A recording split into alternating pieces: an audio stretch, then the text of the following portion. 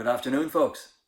So over the course of the last couple of weeks, we've put together a series of videos for you, literally working from the heel and toes straight up to the top of the head. And we've also factored something in there for you relating to the lymphatic system, very important at this particular moment in time. We've also got something in there on breathing for you and also meditation.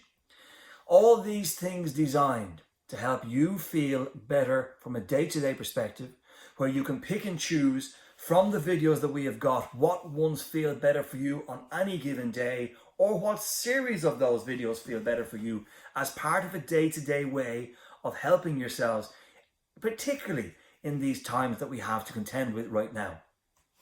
We have got to keep our bodies in an optimum position to not only propagate good health for ourselves long term, but to give ourselves the utmost advantage in contending and dealing with this pathogen that exists out there at the moment.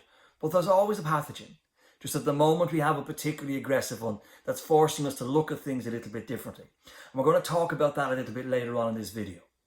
But for now, I want to remind you of the importance of employing and revisiting those videos that we've posted so that you can make sure that the technique that you're employing for yourself is as close to what we're demonstrating as possible. So you're maintaining quality, you're keeping it safe, but maybe more to the point, you're getting the maximum amount out of the time that you're choosing to spend and invest in yourself by doing something physical that raises your body's ability, your mind's ability, and raises your general spirit. Now, I've also been doing video conferencing treatments. Now, what I mean by that is people who would usually come to the clinic to see me have been contacting me by video link, where we would perform a form of supervised treatment over the course of a video conversation. Now, what I'm referring to there is where we would effectively be looking at the modalities and things that a person could do for themselves at home to help them with their predicament. The reason I tell you this is because through those video link conferences and through the messages through email and just typical text that I've been receiving, I'm becoming aware that people are really starting to feel diminished by this rolling over of the isolation. We're accustomed to human contact. We're accustomed to social interaction. It's how our society and our civilizations have propagated. Without that, we find ourselves in uncharted territories for a lot of us, but also find ourselves in a situation where we don't recognize the environment that we're being forced to exist with. And engaging with the TV and with the tablets and things like that, it offers some small consolation, but it is no supplement for the actual contact that we're accustomed to having with the people who are around us. Now, why we look at this now is that we have seen a series of people who are starting to find themselves diminished comparative to how they would usually feel if they were not in this situation. The problem that this brings is not just about how these people feel day to day, it is the implications of how that feeling actually has got a signature on the body. What I'm advocating is that if effectively a person feels diminished, their body will actually underperform comparative to its potential. That exposes you to all manner of threats, none more obvious than making you more susceptible to this particular virus.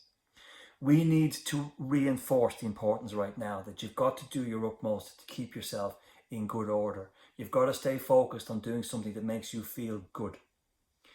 Those videos, those exercises are a very good way to do that. But I want to make another point. Somebody had raised the question that what if they don't get to do it? Well, the fact is whether you don't read a book today, whether you don't write a book over the course of this pandemic, if you don't learn a new language, if you don't paint the entire interior of your house, or all the other things that we see people talking about in social media that are demonstrating their productivity, you define your own productivity level. It is not okay to slack about and effectively run yourself down to diminished state. But it is perfectly okay not to measure yourself by somebody else's perception of what productivity is. Now, the reason I bring this to the forefront is because there's a lot of comparison going on in social media circles about this family have achieved this person has done that, and to the person that hasn't done that, they might feel that they are not coping with this scenario as well as they could. Look, guys, you need to choose what it is that you want to achieve on a day-to-day basis. And I'll revert this back to the things that I'm proposing that you do from my perspective. If you choose to do the entire 50 minutes of the exercises that are contained in my videos, well done on you. And that will give you and yield you benefits that will be well worth that time investment. However, if somebody else chooses to do 5 minutes of those videos, that's also wonderful for you, because it's more than what you would have if you didn't choose to do that activity. You need to celebrate your actual wins in this scenario. Be content with the things that you've done and let go of the things that you haven't done. If you feel you could have done something extra, something more, well then pitch towards doing that the next day and the day after, and look towards propagation, not looking at self-defacing for things that you think that you didn't do as well as you could. It won't serve you. What will serve you, because your mind listens to your body listens to your mind, and the conversation that goes on decides what way your spirit goes. So my point is celebrate your wins.